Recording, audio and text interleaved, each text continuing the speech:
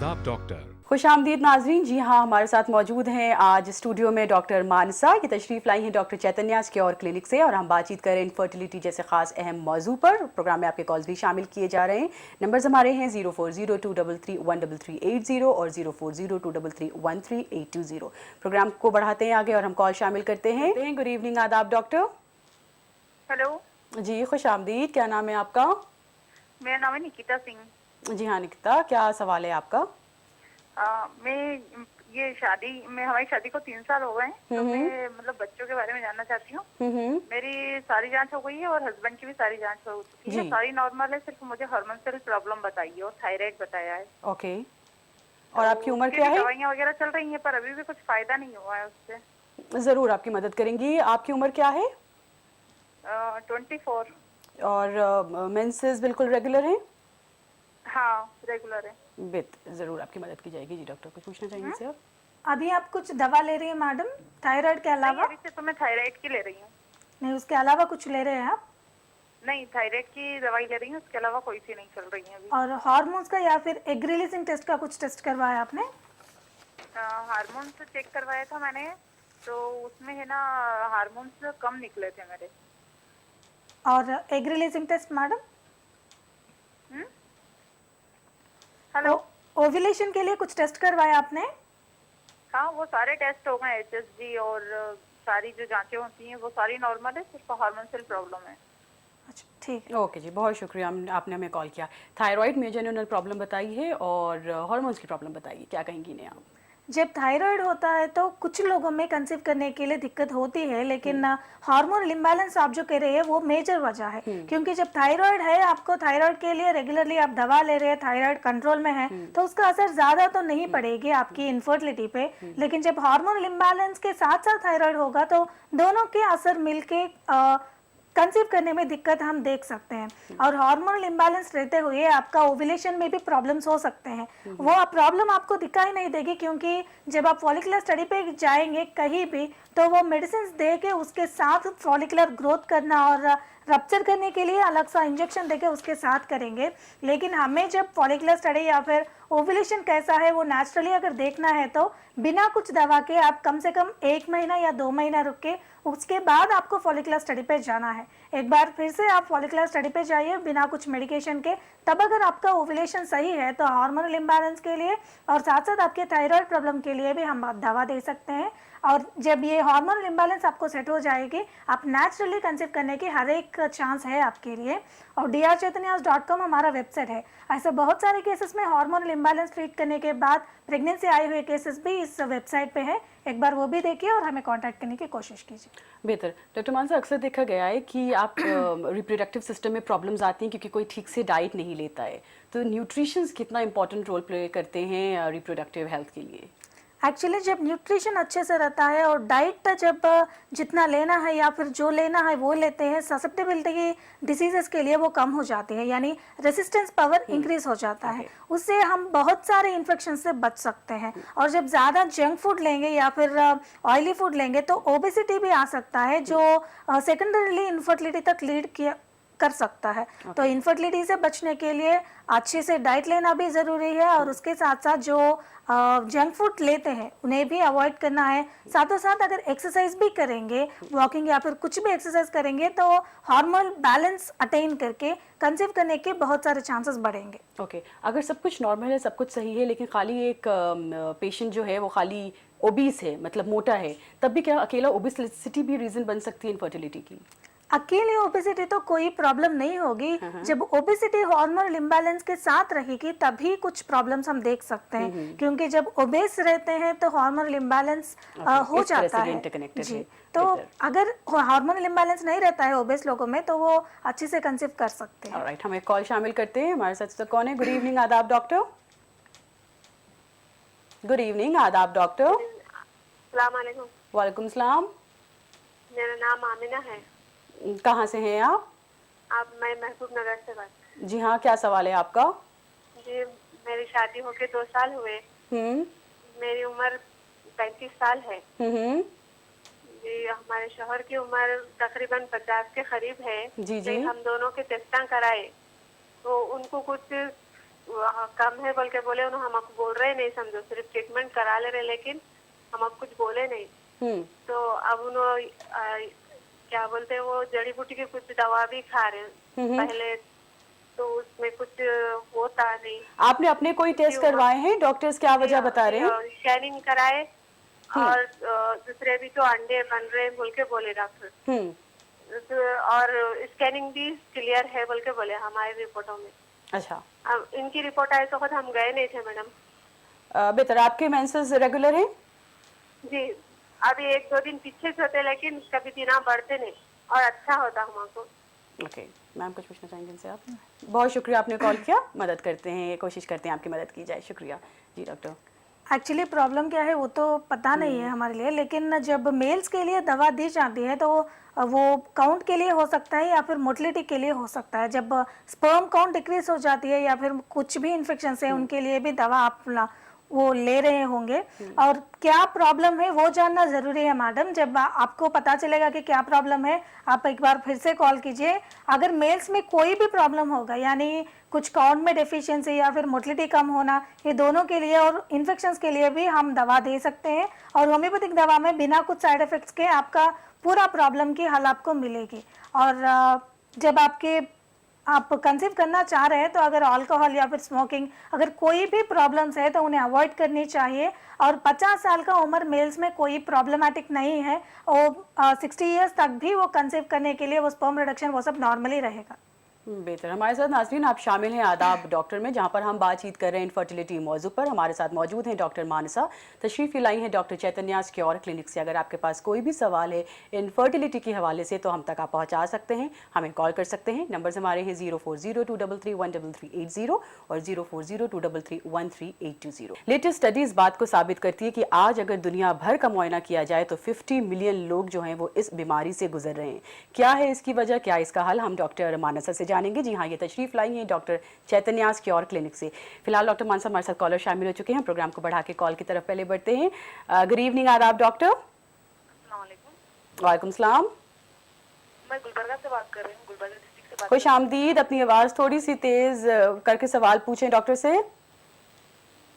हाँ, मुझे ना प्रॉब्लम ये है कि मेरी शादी के 2 साल हो गए और मैं कंसीव नहीं कर पा रही हूँ। और कंसीव नहीं कर पा रही हूँ, और जो हमने टेस्ट करवाया, HSG टेस्ट करवाया तो tube block, left tube block ऐसे कुछ दिखाया जी। और PCOD भी है मुझे और इरेगुलर हो गए। ओके।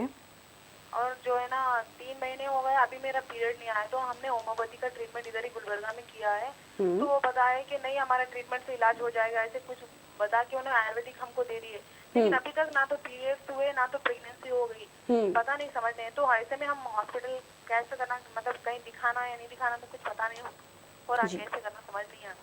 ओके, आपने अपने हस्बैंड का सीमेन एनालिसिस कराया है, वो ठीक है ना? उनका भी क्वांटिटी कम है ऐसे कुछ बताया। ओके, बेहतर। मैम कुछ मज़ीद पूछना चाहेंगी? आप ट्यूबरक्लोसिस के लिए कुछ टेस्ट करवाया मैडम? टीबी के लिए नहीं, वो सिर्फ ट्यूबल ब्लॉक बोल के इतना ही मालूम पड़ा, इसलिए तो आयुर्वेदिक कोई तो भी ऐसे हमारे रिलेटिव्स में दिखाया तो वहाँ पे बोले नहीं अभी हम ट्यूबल ब्लॉक है तो आयुर्वेदिक से हम उसको निकाल देंगे, ऐसे बताया। हमने कुछ टेस्ट नहीं करवाया इसके बाद अलावा। अच्छा, ठीक है। शुक्रिया, आपने हमें कॉल किया। ज़रूर आपकी मदद करने की कोशिश की जाएगी। Thank you so much. जी मैम, आपने सुना इन्हें ट्यूबल ब्लॉक है और काफ़ी प्रॉब्लम्स उन्होंने बताई हैं, क्या कहेंगी इन्हें आप? एक्चुअली आप में ट्यूबल ब्लॉक है एक तरफ की, वो लेफ्ट साइड की ट्यूबल ब्लॉक आपने बताया है। और ट्यूबल ब्लॉक के लिए भी बहुत सारे रीजंस हो सकते हैं। एक ट्यूबरक्लोसिस हो सकता है या फिर सेक्सुअली ट्रांसमिटेड डिसीजेस से भी एक ट्यूबल ब्लॉक हो सकता है। तो आपको टीबी का टेस्ट अभी करवाना है। और जहाँ तक आपका पीरियड्स का सवाल है, वो भी डिलेड साइकिल्स हो रहे हैं और PCOD भी है करके बोल रहे हैं। जब PCOD होगा तो ओवुलेशन में दिक्कतें होंगे, ओवुलेशन जब नहीं होगा प्रेगनेंसी आने के लिए भी प्रॉब्लम हो सकता है। और ये दोनों प्रॉब्लम्स के लिए आपको होम्योपैथी में बहुत अच्छा इलाज मिलेगा। PCOD के लिए हम 80% से ज़्यादा एश्योरेंस आपको दे सकते हैं और ट्यूबल ब्लॉक क्लियर करने में 5 या 6 महीनों का वक्त लगेगा। और 90% से ज़्यादा केसेस में हम अब तक ट्यूबल ब्लॉक भी पूरी तरह से क्लियर कर चुके हैं। और ये दोनों प्रॉब्लम्स के लिए जब आप एलोपैथी में जाएंगे तो वो सर्जरी ही लैप्रोस्कोपी करके पीसीओडी का ड्रिलिंग करेंगे या फिर ट्यूबल ब्लॉक क्लियर करेंगे, वैसा कुछ बताएंगे। लेकिन जब भी ऐसा टेम्पररी प्रोसीजर के साथ आप वो सब करवाएंगे तो रिपीटेडली वो रेकर होने की यानी फिर से फॉर्म होने की भी चांसेस है। परमानेंटली आपको अगर इलाज चाहिए तो ट्यूबल ब्लॉक के लिए या फिर पीसीओडी के लिए आप होम्योपैथी में लेना है। और अभी आप होम्योपैथी का दवा ले रहे हैं लेकिन उसका असर आप में नहीं पड़ रहा, ऐसा आप बोला है। लेकिन आप जहाँ से जिस डॉक्टर से आप पीसीओडी के लिए या फिर ट्यूबल ब्लॉक के लिए होम्योपैथी का दवा ले रहे हैं वो भी इम्पोर्टेंट है। ऐसे ही केसेस में, बहुत सारे केसेस में हम अब तक रिजल्ट पा चुके हैं। तो एक बार हमारे क्लिनिक में कांटेक्ट करने की कोशिश कीजिए, आपका हस्बैंड का मोटिलिटी प्रॉब्लम भी हम सॉल्व कर सकते हैं। ऑलराइट, हम एक और कॉल शामिल करते हैं। गुड इवनिंग, आदाब डॉक्टर। गुड इवनिंग जी। गुड इवनिंग, क्या नाम है आपका? प्रीति प्रिया, कहाँ से हैं आप? झारखंड से। क्या सवाल है आपका? मैम मुझे कुछ समय से मुझे वाइट डिस्चार्ज हो रहा है, काफी थिक का वाइट डिस्चार्ज हो रहा है। और बस अभी यही प्रॉब्लम है, वो कुछ ज्यादा ही हो रहा है इधर से। अच्छा, आपकी क्या उम्र है? 29। और आपकी कुछ प्रेगनेंसी की भी है प्रॉब्लम? नहीं, प्रेगनेंसी तो मेरी 4 मंथ्स बेबी है अभी, वो एक्चुअली सिजेरियन हुई है।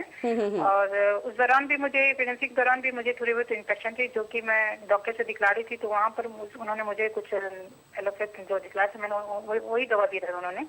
तो मैं उसके बाद फिर ठीक फील, अच्छा फील कर रही थी। फिर उसके बाद इधर से आफ्टर 4 मंथ्स मुझे ये प्रॉब्लम फिर वाइट डिस्चार्ज की आपने प्रॉब्लम बताई मैम? कुछ ज्यादा ही हो रहा है।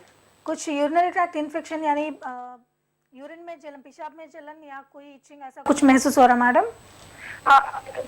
ज्यादा तो नहीं, यूरिन में थोड़ा सा फील हो रहा है मुझे। अच्छा, ओके जी, शुक्रिया आपने कॉल सो मच जी मैम।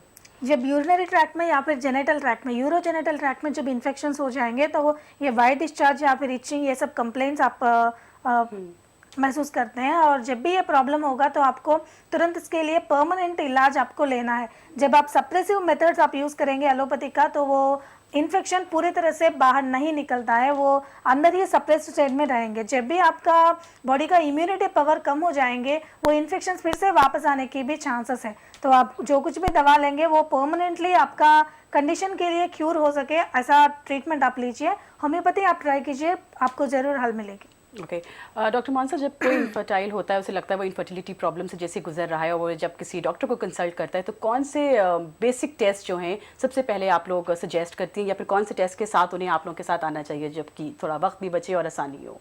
एक्चुअली फीमेल्स में जब हम बात करेंगे तो हार्मोन्स का टेस्ट हम करेंगे। रेगुलर साइकिल जिन लोगों में रहता है तो सेकंड, थर्ड और फोर्थ डे ऑफ साइकिल में हम हार्मोन्स का टेस्ट करेंगे, यानी FSH, LH, E2, prolactin and Testo, ये 5 हार्मोन्स का हम टेस्ट करवाएंगे। और उसके साथ साथ HSG यानी ट्यूबल ब्लॉक कुछ है वो देखने के लिए, ट्यूब्स की पेटेंसी देखने के लिए 8th और 9th डे में हिस्टेरोसाल्पिंगोग्राफी करके HSG एक एक्सरे रहता है वो भी हम निकालेंगे। और उसके साथ साथ ओव्यूलेशन कैसा है, ओव्यूलेशन की डेट्स कैसे हैं या फिर साइज कैसा है, एंडोमेट्रियल थिकनेस कैसा है, ये सब देखने के लिए फॉलिकुलर स्टडी पे हम भेजेंगे। 11th डे से लेकर रेगुलर साइकिल्स जिन्हें 30 डेज होगा, 11th डे से लेकर ये फॉलिकुलर स्टडी के लिए एवरी अल्टरनेट डे जाना है।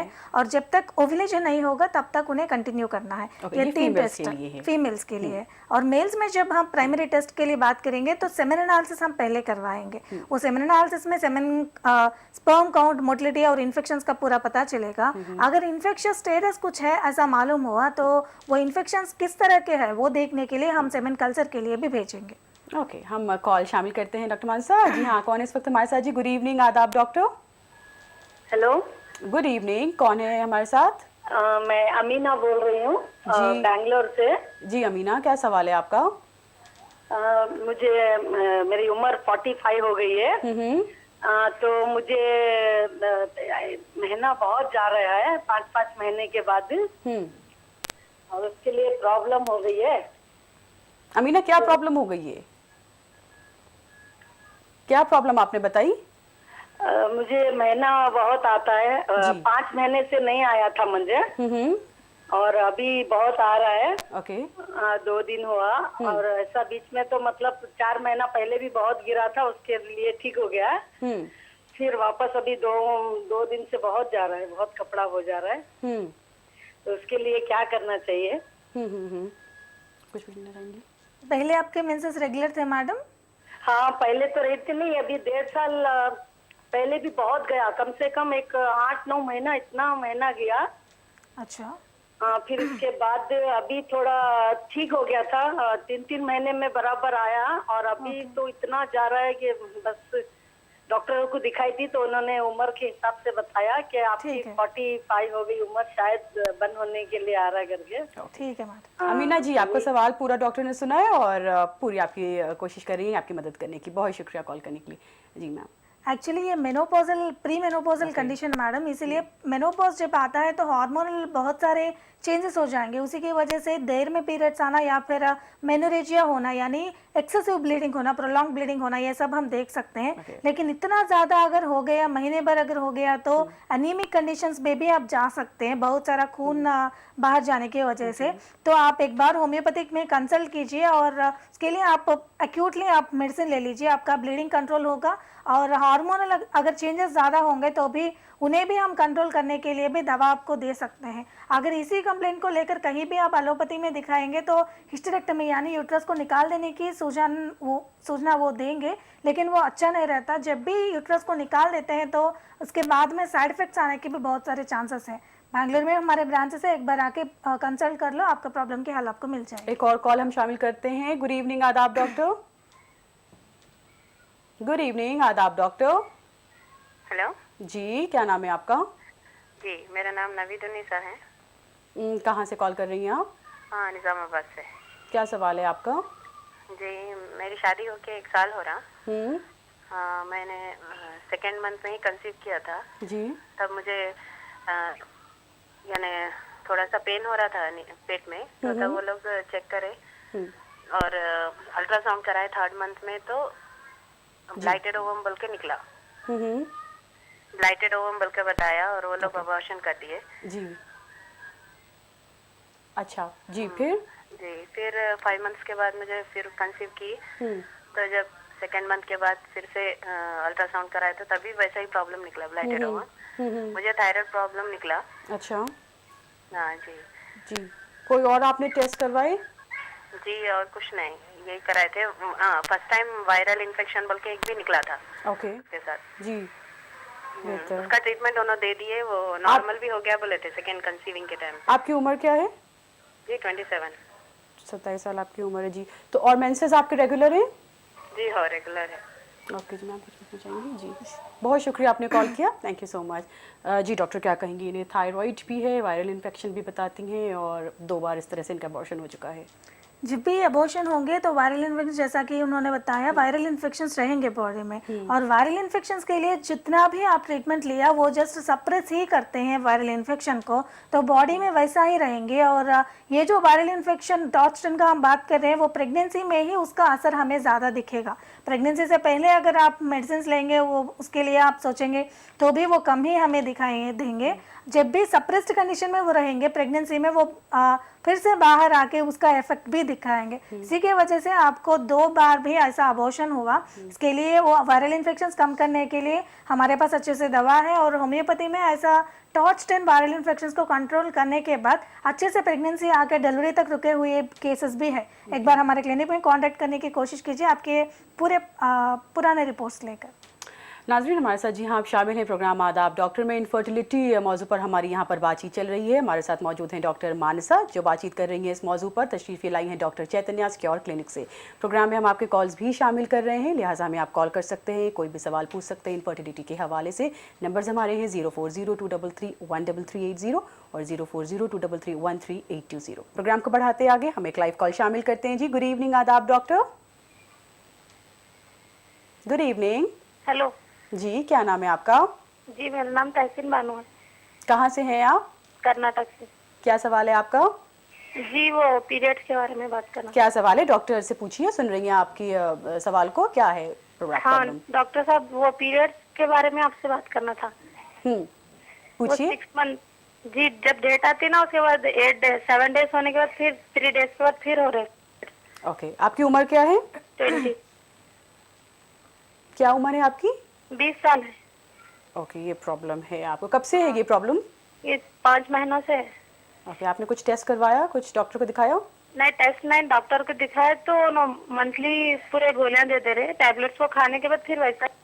ओके जी मैम, आपने सुना इरेगुलर मेंसेस की इन्होंने शिकायत की है और टैबलेट्स खाती हैं ठीक हो जाता है, अगेन टैबलेट्स के बाद प्रॉब्लम वापस ये प्रॉब्लम हो जाती है। 20 साल इन्होंने अपनी उम्र बताई है।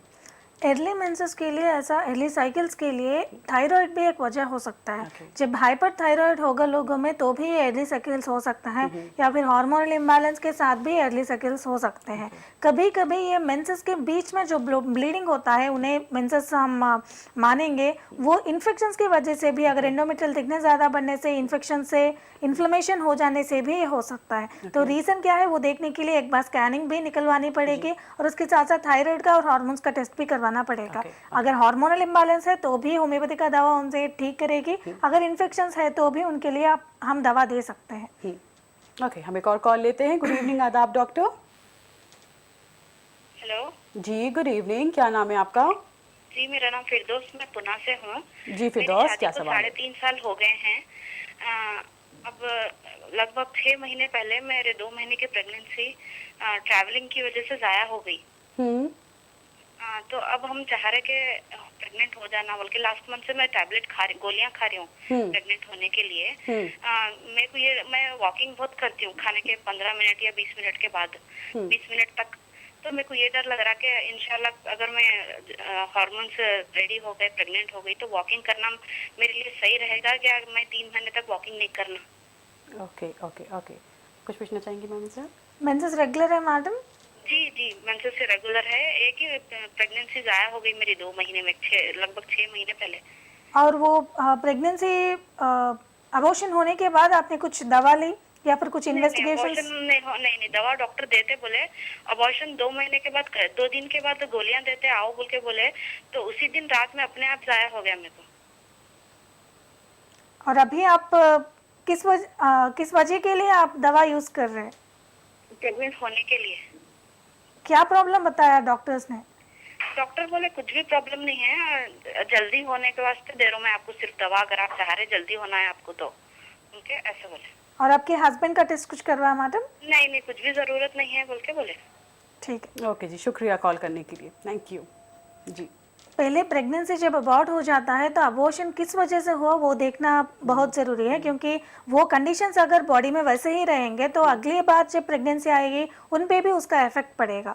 तो पहले अबॉर्शंस के लिए क्या वजह है? यूट्रस की स्ट्रेंथ अच्छे से नहीं रहना, या फिर हार्मोनल इम्बैलेंस, या फिर कुछ इन्फेक्शंस होना। इसके लिए आपको पहले इन्वेस्टिगेशंस करवाना है, और जब थायराइड रहेगी तब भी अबॉर्शन हो सकता है, तो थायराइड के लिए भी एक बार आपको टेस्ट करवाना है। और वॉकिंग से प्रेगनेंसी तो नहीं जाता मैडम, लेकिन आपको एक बार ऐसा हुआ है, आपका यूट्रस वीक हो सकता है या फिर आपकी बॉडी भी वीक हो सकती है, तो अगर आप अगली बार कंसीव करेंगे तो 3 या 4 महीने तक बहुत फोर्सफुल वॉकिंग या फिर ज़्यादा एक्सरसाइज लेना मना है आपके लिए। तो आप रेगुलरली आप दवा खाते हुए अगर प्रेगनेंसी के लिए प्लान करेंगे तो आपको प्रेगनेंसी ज़रूर मिल जाएगी, लेकिन आपको जो प्रॉब्लम्स है उनके लिए ट्रीटमेंट लेनी पड़ेगी। आप किस वजह से आप दवाई ले रहे हैं वो भी आपको नहीं मालूम, बिना कुछ वो प्रॉब्लम जान के आप अगर ऐसे ही दवा खाएंगे तो उनके साइड इफेक्ट्स भी आप पे पड़ने की चांसेस है। ऑलराइट, एक और हमारे साथ कॉलर हो चुके हैं ज्वाइन। कौन है इस वक्त तुम्हारे साथ? गुड इवनिंग, आदाब डॉक्टर। Good evening. हेलो जी, अपना नाम बताएं। जी, मेरा नाम विशाखा है।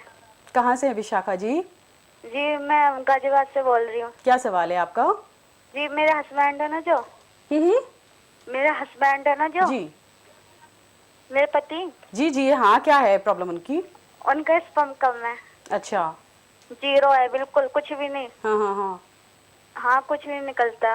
ओके, कितना साल हो गए आपकी शादी को? जी, 4 साल हो गए। और आपकी क्या उम्र है? मेरी उम्र है 25 साल। विशाखा, आपने अपने टेस्ट करवाए, सब नॉर्मल है? हाँ जी, मेरे नॉर्मल है। ओके मैम, कुछ पूछना चाहेंगे इनसे आप? बहुत शुक्रिया, आपने विशाखा कॉल किया। ज़रूर मैम बताती है क्या मुनासिब होगा आपके लिए। जी डॉक्टर, आप बताइए क्या कहेंगी इन्हें आप? जीरो काउंट है यानी एजोस्पर्मिया हम कहेंगे। जीरो काउंट के लिए भी बहुत सारे रीजंस हो सकते हैं। हार्मोनल इम्बैलेंस भी हो सकता है, जो स्पर्म्स का प्रोडक्शन के लिए चाहिए, एलएच और टेस्टो हार्मोन, और एफएसएच जो है वो उनकी प्रीकर्सर्स के लिए चाहिए। ये दोनों में भी, ये तीनों में अगर इम्बैलेंस हो जाएंगे तो प्रोडक्शन ठीक तरह से नहीं होगा, या फिर प्रोडक्ट हुए स्पर्म्स भी बाहर निकलने में अगर बीच में कोई भी ट्यूब में इन्फेक्शन है, ट्यूबल ब्लॉक है, तो भी ये हो सकता है। तो ये दोनों के लिए हमें टेस्ट करवाना पड़ेगा, हार्मोन्स का भी, स्कैनिंग्स भी करवाना पड़ेंगे। और टेस्टिस का साइज कुछ लोगों में बहुत कम से टेस्टिस हम देख सकते हैं, इसके वजह से भी ये हो सकता है। तो ये तीनों के लिए पहले हम टेस्ट करवाएंगे। कुछ लोगों में जेनेटिक रीजंस के वजह से भी ये एजोस्पर्मिया हम देख सकते हैं। वो जेनेटिक रीजंस तो हम कुछ नहीं कर सकते, लेकिन हार्मोनल इम्बैलेंस या फिर कोई भी ऑब्स्ट्रक्शन हो तो होम्योपैथिक दवाइयों के साथ वो हम ट्रीट कर सकते हैं। एजोस्पर्मिया के लिए हम 23% से ज़्यादा हम अश्योरेंस दे सकते हैं। ओके, हम एक और कॉल शामिल करते हैं। गुड इवनिंग, आदाब डॉक्टर। हाँ जी, मैं बीवा बोल रही हूँ। मेरा मेंस 3 महीना से रुका हुआ और यूट्रस में गांठ बताया दिखाए तो। जी, आप कहाँ से कॉल कर रही हैं? जी, राजस्थान से। अच्छा, हाँ, पूरा करें सवाल अपना। जी, तो यूट्रस में गांठ बताया तो मतलब कब तक ठीक हो सकता है? प्रेगनेंसी का कोई चांस? ओके, आप अपनी उम्र बताएं। 29 साल। ओके, मेंसेस हैं रेगुलर आपके? नहीं, इधर 9 दिन पहले भी मतलब अक्टूबर में ऐसा हुआ था, उसके बाद फिर ऐसा हो रहा है, मतलब 3 मंथ से आ नहीं रहा। मेंसेस भी रेगुलर नहीं है। डॉक्टर कुछ पूछना चाहेंगे सर? इससे पहले से भी ऐसा ही प्रॉब्लम था मैडम मेंसेस के लिए आपको? शादी अप्रैल में हुई थी, तब से रेगुलर चल रहा था। उसके पहले ऐसा हुआ था कि रुक रुक के आता था। और कुछ टेस्ट करवाया आपने, हार्मोन्स का टेस्ट या फिर सिस्ट कुछ बताया? जी, यूरिन में गांठ बताया और यूरिन में इन्फेक्शन हो गया था, 5 महीना हो रहा। और कुछ सिस्ट जैसा बताया, वाटर की थैली ऐसा कुछ है ओवरीज में ऐसा? नहीं नहीं, ऐसा कुछ नहीं। ठीक है। ओके जी, शुक्रिया कॉल किया आपने। जी डॉक्टर क्या कहेंगे? थोड़ा सा इन्फेक्शन इन्होंने बताया यूरिन में, और इन्फेक्शन के लिए तो मेंसेस ऐसा नहीं रुक सकता, लेकिन मेंसेस रुकने के लिए यानी अमेनोरिया के लिए हम हार्मोनल इम्बैलेंस हो सकता है। जब हार्मोनल इम्बैलेंस होगा या फिर हाइपोथायराइड भी होगा तो भी डिलेड साइकिल्स हम देख सकते हैं। ये दोनों के लिए आपको पहले टेस्ट करवाना पड़ेगा, और कुछ भी प्रॉब्लम है तो भी उनके लिए हार्मोनल इम्बैलेंस के लिए साथ में भी हम इन्फेक्शंस के लिए भी आपको दवा दे सकते हैं। एक बार हमारे वेबसाइट देख लीजिए, उनमें सारे जो सक्सेस रिपोर्ट्स है वो भी हम रख चुके हैं, एक बार वो भी देखिए, हमें कांटेक्ट करने की कोशिश कीजिए। हम एक और कॉल को ले रहे हैं। जी, गुड इवनिंग, आदाब डॉक्टर। नमस्ते मैडम, मैं दिव्या बोल रही हूँ। नमस्कार दिव्या, कहाँ से हैं आप? मैं पुणे से बोल रही हूँ। जी दिव्या, सवाल पूछें। ऐसा है मैडम कि मेरा 3-4 महीने से पीरियड नहीं आया है और डॉक्टर को टेस्ट वगैरह कराया तो उसकी वजह से टेस्ट का रिपोर्ट तो सब नॉर्मल है। तो उन्होंने मुझे बोला कि 9 महीने तक ये दवाएं खाओ और उसके बाद से बीच में प्रेगनेंसी होने का चांस भी है। मेरी शादी 10 साल हो गए मैडम, अभी तक बच्चा वगैरह नहीं है। अच्छा, हाँ, तो ये बोले कि पीरियड का टेंशन मत लो, पीरियड नहीं आएगा तो भी प्रेगनेंसी रुक सकता है। दिव्या, आपने कोई और अपने टेस्ट करवाए? हाँ मैडम, मैंने बहुत सारे टेस्ट कराए, मुझे अभी तो याद नहीं है। HSG वगैरह सब हो गया है, सारे रिपोर्ट नॉर्मल है। ओके, और आपके हस्बैंड के? हस्बैंड के भी नॉर्मल है। ओके, बेहतर। जी मैम, कुछ पूछना चाहेंगी? पीसीओडी जैसा कुछ बताया गया मैडम? हेलो, पीसीओडी जैसा कुछ बीमारी बताया गया था आपको? हाँ मैडम, बताया गया था। ओके, अच्छा, बहुत शुक्रिया आपने हमें कॉल किया। जी, आपके बताने पर इनको याद आया कि पीसीओडी इन्हें बताया था कि प्रॉब्लम है पीसीओडी की।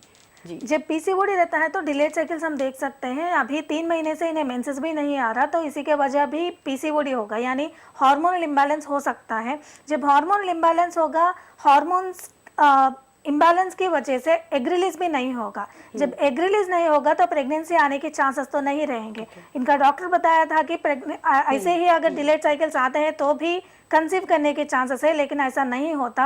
आपको पहले मेंसेस रेगुलर होना है और उसके बाद रेगुलर मेंसेस में जो साइकिल में एग भी रिलीज होना है और एग का साइज भी ठीक होना है, ये सारे भी ज़रूरी होंगे आपको प्रेगनेंसी लाने के लिए। तो एक बार हमें कांटेक्ट करने की कोशिश कीजिए। जो कुछ भी आपके लिए प्रॉब्लम्स है उन्हें हम पूरी तरह से परमानेंट क्योर आपको देंगे होम्योपैथी की दवाइयों के साथ। उसके बाद रेगुलर साइकिल्स आपको आ जाएंगे और उसके साथ साथ ओव्यूलेशन भी होगा, तब आपको प्रेगनेंसी आने के बहुत सारे चांसेस होंगे। बेहतर। नाजरीन, जी हाँ, प्रोग्राम आदाब डॉक्टर यहाँ पर पेश किया जा रहा है। इनफर्टिलिटी मौजू पर हम बातचीत कर रहे हैं। डॉक्टर मानसा आज अगेन स्टूडियो में हमारे साथ मौजूद हैं, जो हमारे आपके सवाल भी प्रोग्राम में ले रही हैं और उन्हें हल करने की भी पूरी कोशिश कर रही हैं। प्रोग्राम को बढ़ाते हैं आगे और हम कॉल शामिल करते हैं। गुड इवनिंग, आदाब डॉक्टर। हेलो जी, हेलो मैडम, अस्सलाम वालेकुम। वालेकुम सलाम। मैडम मिचका को ओवरी सिस्ट है मैडम। अपना नाम प्लीज हमें बताएं और आप कहाँ से कॉल कर रही हैं? हमें करते से करती हैं। मेरा अच्छा। नाम आपका जाहिदा। जी जाहिदा, क्या सवाल है आपका? मैडम मिचका को ओवरी सिस्ट है मैडम। वो आपको पेट में पहले ट्रीटमेंट ली, वो लैब को करा लिए, फिर उसके बाद या अब वो ओवरी सिस्ट है, उसे क्या करना कैसा, जरा मैडम कुछ को बोलती हैं। ओके जाहिदा, अपनी उम्र बताएं। मेरी उम्र 28। कितनी? 28। आपकी उम्र क्या बताई जाहिदा? 28। 28 आपने अपनी उम्र बताई है, 28 साल की। ये जाहिदा, मेंसेस रेगुलर हैं आपके? हाँ अच्छे ही, ये 12 महीना हुआ नहीं मैडम। 2 महीने से हुआ नहीं। ओके ओके जी, हम कुछ पूछना चाहेंगे सर? जी आपको पीरियड्स इरेगुलर है मैडम? 2 महीने से ये बार हुए नहीं मैडम, कभी सीधा हो जाते तो।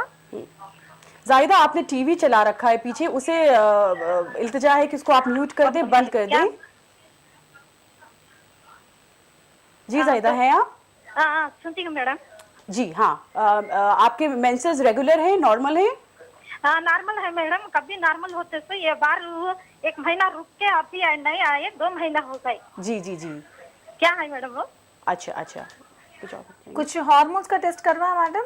नहीं मैडम, अभी कुछ नहीं कर रहे हैं। वो आपके पेट में ओवरी सिस्ट है, तो अब हमें होम्योपैथी का तो अच्छा था मेडिसिन को बोल ली। अब क्या ऐसा क्या वो क्या? नहीं, डॉक्टर जरूर जरूर आपकी मदद करेंगे, इंशाल्लाह आपको आराम मिलेगा। जाहिदा, बहुत शुक्रिया हमें कॉल करने के लिए। जी मैम, आपने सुना, इन्होंने बताया ओवेरियन सिस्ट की इन्होंने प्रॉब्लम बताई है, तो क्या कहेंगी इन्हें आप?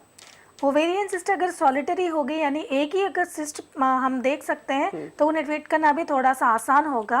क्योंकि पीसीओडी जैसा 3 से ज़्यादा वो कंडीशन या फिर वो ऐसा टेंडेंसी इनमें इनके बॉडी में अगर नहीं है, सॉलिटरी सिस्ट है, एक ही सिस्ट है, तो उन्हें हम ज़रूर कम कर सकते हैं। लेकिन एक भी सिस्ट अगर बना है तो उसके साथ साथ हमें ये डिलेड साइकिल्स हम देख सकते हैं, क्योंकि हार्मोनल इम्बैलेंस की वजह से ही वो सिस्ट हम देखे हैं। तो हार्मोनल इम्बैलेंस के लिए और रेगुलर मेंसेस आने के लिए आपको ट्रीटमेंट मिलेगी जरूर। होम्योपैथी के दवाइयों के साथ आपका पीरियड्स भी रेगुलर होंगे, और उसके साथ साथ आपका पूरे जो प्रॉब्लम्स है, सिस्ट है या हार्मोनल इम्बैलेंस, वो सब के लिए भी हमारे पास ट्रीटमेंट है।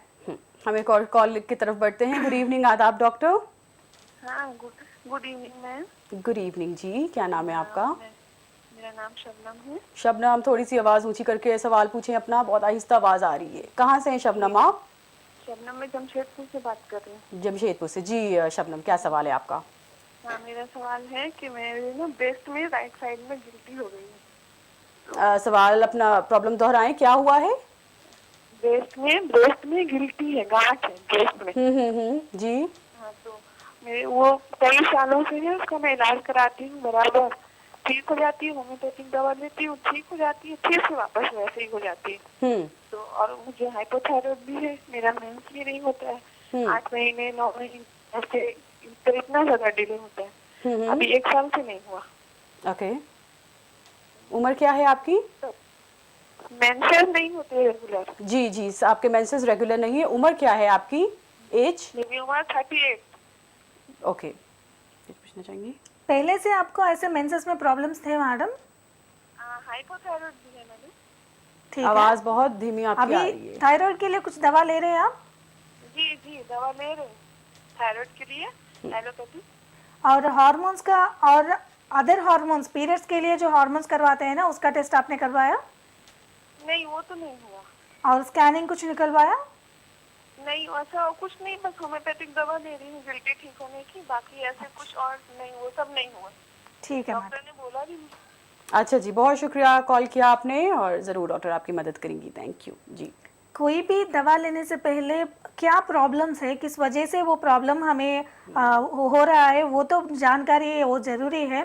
तो पहले आपको हार्मोन्स का टेस्ट करवाना है, और उसके साथ साथ एक बार स्कैनिंग भी निकलवाइए, क्योंकि एक ही हाइपोथायराइड के साथ जब वो थायराइड के लिए आप दवा यूज़ कर रहे हैं, तभी 8 महीने या 9 महीने में एक बार आपको मेंसेस आना वो सही बात तो नहीं है। तो इसके लिए और वजह भी हो सकते हैं, वो वजह जानने के लिए आपको हार्मोन्स के टेस्ट करवाना है, और उसके साथ साथ एक स्कैनिंग भी निकलवानी है, ताकि आप में पीसीओडी तरह के कुछ कंप्लेंट्स है या फिर कोई भी हार्मोनल इम्बैलेंस है, वो पहले देखना पड़ेगा।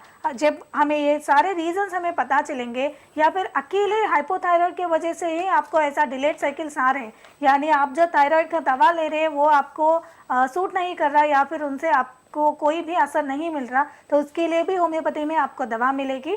drchetanyas.com हमारा वेबसाइट है। एक बार वहाँ क्यूर्ड केसेस में जाइए और आपके जैसा बहुत सारे केसेस भी वहाँ रहेंगे, एक बार वो देखिए और हमें कांटेक्ट करने की कोशिश कीजिए। प्रोग्राम में हम एक और कॉल शामिल करते हैं। गुड इवनिंग, आदाब डॉक्टर। हाँ, गुड इवनिंग। जी, क्या नाम है आपका? हाँ, मेरा नाम मुस्कान है। कहाँ से हैं आप? मैं अजमेर से बोल रही हूँ। क्या सवाल है आपका जी मुस्कान? हाँ जी, मेरी 32 ईयर एज है और मेरी शादी को 3 साल हो गए। पहले मतलब मेरे एक अबॉर्शन हो गया था, मिस्ड अबॉर्शन फर्स्ट प्रेगनेंसी में 3 महीने में, और फिर उसके बाद 3 साल बाद अभी कंसीव हुआ था।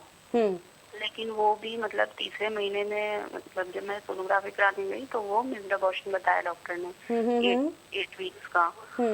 तो इसमें मेरे शुरू में सिर्फ अभी ड्यूरिंग प्रेगनेंसी यूरिन में इन्फेक्शन था जिसकी दवा भी ली थी। तो बाकी तो अभी मेरे कोई टेस्ट नहीं हुए हैं जी। और जो सैंपल निकला था डीएनसी के बाद उसका फिश टेस्ट करवाया था, तो उसमें थोड़ी कुछ प्रॉब्लम आई थी। लेकिन अभी मेरे टेस्ट नहीं हुए, तो मैं जानना चाहती हूँ किस रीजन से होता है और कौन से टेस्ट मुझे कराने चाहिए आगे, जिससे डायग्नोस हो सके ये सारी चीज। मुस्कान, अब आपके मेंसेस रेगुलर हैं? हाँ, मेंसेस मेरे हमेशा से ही रेगुलर है। 28 डेज या 30 डेज में आते हैं। राइट, मैं कुछ पूछना चाहूँगी सर? बहुत शुक्रिया मुस्कान, ज़रूर मैम आपको बताएंगी। जी डॉक्टर, इनके 2 मिस्ड अबॉर्शंस ये बता रही हैं हो चुके हैं और इन्हें कौन से टेस्ट अब करवाने चाहिए, क्या करना चाहिए, इन्हें बताएं आप। जब भी 2 मिस्ड अबॉर्शंस हो गए तो अबॉर्शन के लिए ओवम का स्ट्रेंथ ही ना रहना भी एक वजह हो सकता है। तो आपको आपका ओव्यूलेशन कैसा हो रहा है वो देखने के लिए फॉलिकुलर स्टडी पे जाना है, और उसके साथ साथ जब इन्फेक्शंस होंगे तो भी अबॉर्शन हो सकता है। तो वो इन्फेक्शंस कैसा है, वो टॉर्च 10 कुछ है आप में, वो देखने के लिए भी आपको एक बार टेस्ट करवाना पड़ेंगे। और जब ट्यूब्स मोटिलिटी कम हो जाती है या फिर ट्यूब्स में कुछ डिसीज़ हो जाता है तब भी आपको अबॉर्शंस भी हो सकते हैं। तो एक बार ट्यूब्स कैसा है वो स्टेटस देखने के लिए, यूट्रस का स्ट्रेंथ कितना है वो देखने के लिए भी आपको टेस्ट करवाने पड़ेंगे।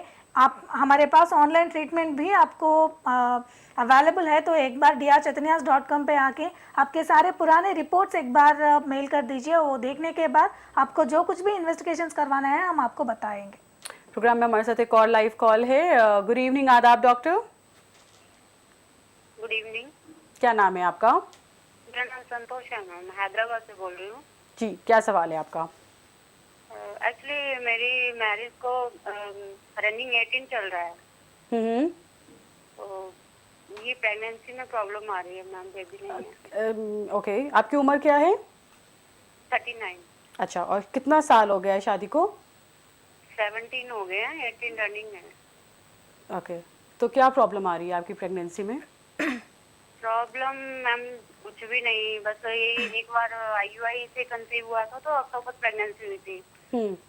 उसके बाद 2 टाइम्स IVF करवाया तो उसमें भी प्रेगनेंसी में वो ग्रोथ नहीं हो रही करके 2 बार एबॉर्शन हो गया। अच्छा, आपके मेंसेस रेगुलर हैं? जी। ओके, तो आपने कोई अपना टेस्ट करवाया, उसमें कुछ रिपोर्ट से कुछ पता चल रहा है प्रॉब्लम कहाँ पर है? नॉर्मल है मैम, सारी रिपोर्ट नॉर्मल है। ओके, आपके हस्बैंड का सीमन एनालिसिस करवाया? जी, वो भी सही है। वो भी नॉर्मल है। जी मैम, कुछ क्या पूछेंगी? आपको एक्टोपिक प्रेगनेंसी हुआ था ना मैडम, वो ट्यूब अभी अच्छे से है अभी? हाँ, ट्यूब वो उसने मुझे डोज दिया था इंजेक्शन का, तो उसी से उन्होंने अवॉइड किया था। तो ट्यूब तो अभी है? जी मैम। ठीक है। और कुछ ट्यूबरकुलोसिस का कुछ टेस्ट करवाया या फिर कोई भी अदर इन्फेक्शंस के लिए? इन्फेक्शन कोई नहीं है एक्चुअली मैम, मेरा ट्रीटमेंट चल रहा है रेगुलर है, लेकिन यही प्रॉब्लम आ रही है कि। ठीक है, शुक्रिया आपने कॉल किया, थैंक यू सो मच। जी मैम, क्या कहेंगी मैं आप? एक बार तो एक्टोपिक प्रेगनेंसी आया और उसके बाद 2 भी अबॉर्शंस हो गए। तो ट्यूबल मोटिलिटी जब अच्छे तरह से नहीं होगा, ट्यूबल जब अडहेशंस होंगे तो भी वो जो जाइगोट बनता है तो वो एक्चुअली ट्यूब से लेकर यूट्रस पे आके वहाँ इम्प्लांट करना है। अगर ट्यूबल मोटिलिटी कम हो जाती है तो वहाँ इम्प्लांट होने में कोई दिक्कत होने के कारण वही ट्यूब में अटक जाती है, तो एक्टोपिक प्रेगनेंसी हम कहेंगे। ऐसा एक्टोपिक प्रेगनेंसी आए हुए केसेस में 20 से लेकर 30% तक फिर से जब प्रेगनेंसी आएगी वो भी एक्टोपिक होने की चांसेस है। तो इसके लिए ट्यूबल मोटिलिटी डिक्रीज करने के लिए क्या फैक्टर्स है वो देखना पड़ेंगे, और कोई भी पेल्विस में इन्फेक्शंस है तो उन्हें भी हमें रूल आउट करनी चाहिए। और उसके साथ साथ जब अगर हार्मोनल इम्बैलेंस हो जाता है तो भी बेबी ग्रोथ अच्छे से नहीं हो पाती है। तो ये तीनों के लिए हमें पहले क्या रीजंस है, क्या किस वजह से आपको ये सब हो रहा है, वो सब हमें देखना पड़ेगा। सारे आपके पुराने रिपोर्ट्स लेकर एक बार हमें कांटेक्ट करने की कोशिश कीजिए, हमारे क्लिनिक पे आ जाइए, आपकी ज़रूर हम मदद करेंगे। डॉक्टर मानसा, बहुत शुक्रिया, आप हमारे स्टूडियो में आई, इस खास मौजू पर हमने बातचीत किया, आप लोगों की कॉल्स भी हमने शामिल की और कोशिश की कि बहुत से लोगों की प्रॉब्लम को हम आसान कर सकें, सॉर्ट आउट कर सकें। नाज़रीन, आपका भी बहुत बहुत शुक्रिया प्रोग्राम में शामिल होने के लिए। अपना ख्याल रखिएगा, इजाज़त दीजिए, खुदा हाफिज़। हमारा पता है आदाब doctor, ETV Urdu, Ramoji film city, Hyderabad 501512। हमारा ईमेल एड्रेस है responseurdu@etv.co.in।